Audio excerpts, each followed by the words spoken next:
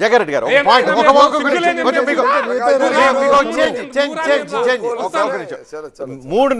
ఖచ్చితంగా 3 నెలల క్రితం మార్పు అనే నినాదం తీసుకొని వచ్చి తెలంగాణలో అధికార మార్పిడికి కారణం కాంగ్రెస్ పార్టీ. ప్రజలు కూడా మార్పును సడన్ గా 3 నెలల తర్వాత బీజేపీ రాముడి నినాదంతో వచ్చింది. వాళ్ళు రాముడు అనే ఒక నినాదం మార్పుతో వచ్చారు. మొత్తం అటెన్షన్ అంతా అటువైపు వెళ్ళిపోతుంది. Congress party, BRS party BJP ట్రాప్లో పడినాయా, రాముడు ట్రాప్లో పడినాయా, రాముడి నినాదం ట్రాప్లో పడినాయా?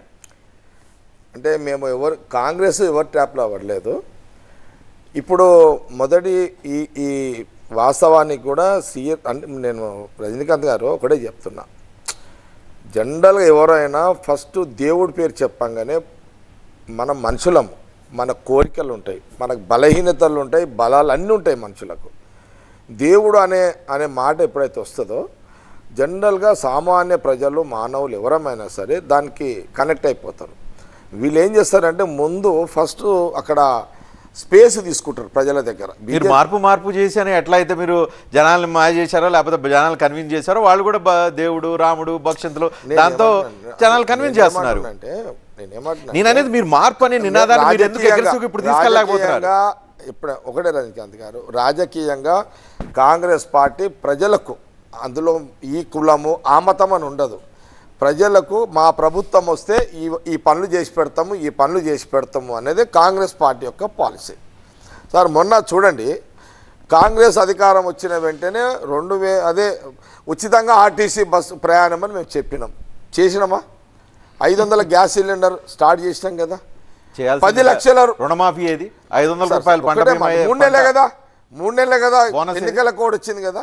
3 నెలల్లో మేము ఒక మాట ఇవ్వండి, మేము 3 నెలల ముఖ్యమంత్రి రేవంత్ రెడ్డి కాగానే మా క్యాబినెట్ అంతా కూడా ఏదైతే సోనియా గాంధీ, రాహుల్ గాంధీ చెప్పినట్టుగా ఫస్ట్ ఇమ్మీడియట్లీ మా ఉచితమైన ఒక మాట, ఉచిత బస్సు ప్రయాణము దాదాపు ఈ 3 నెలల 50 కోట్ల మంది మహిళలు ప్రయాణం ఇప్పటి వరకు చేసారు. ఉచిత బస్సు ప్రయాణంతో కడుపు నిండదు సార్, ఒప్పుకుంటా. మీరు రైతు రుణమాఫీతో కడుపు నిండటానికి అవకాశం ఉంది, మళ్ళీ పంటలు వేసుకోవడానికి వస్తుంది, పంట బోనస్ ఇస్తే వాళ్ళకి మరింత వెసులుబాటు ఉండే అవకాశం ఉంది.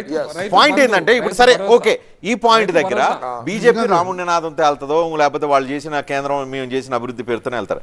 మీరు ఈ 120 రోజులు చేసిన మార్పు లేకపోతే మార్పు పేరుతో మీరు వచ్చి 120 రోజులు ప్రజలకు చేసిన పనితో ఈ నినాదంతో మీరు ఎన్నికలకు వెళ్తారా? మేము ఇదే నినాదంతో మేము ఎన్నికలకు వెళ్తాం.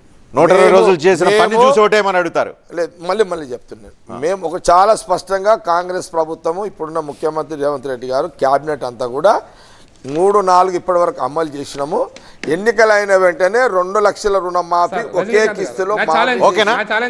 కిస్తులో మాఫీ కాంగ్రెస్ ఒకే కిస్తుల మాఫీ మీదనే కాంగ్రెస్ ఒకే కిస్తులో రుణమాఫీ జరిగే ప్రయత్నంలోనే సాటిస్ఫాక్షన్ చేసే విధంగా 2500 రూపాయలు ప్రతి మహిళకు వచ్చే విధంగా కాంగ్రెస్ పార్టీ దీని మీదనే పోతుంది. ఇది ప్రజలకు కడుపు నింపే దేవుని ఏమని మొక్కుతారు? తాగునీరు విషయంలో కావచ్చు, సాగునీరు